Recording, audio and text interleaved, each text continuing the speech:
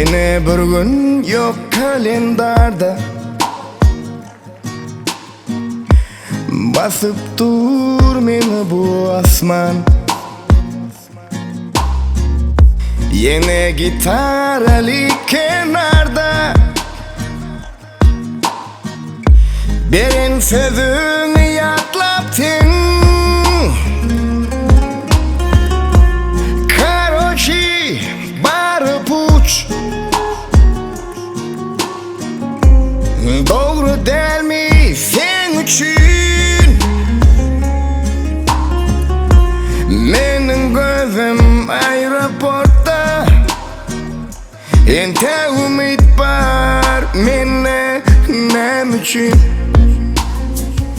Yine sensiz geldi samolyot,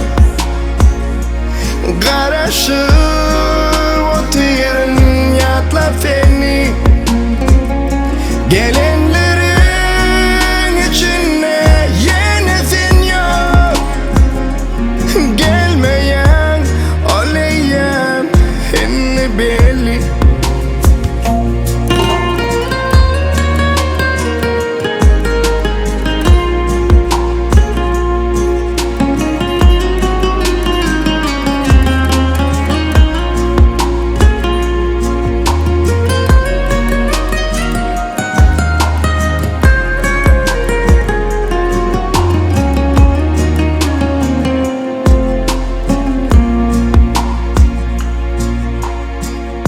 Sen yatlayanım dersin belki,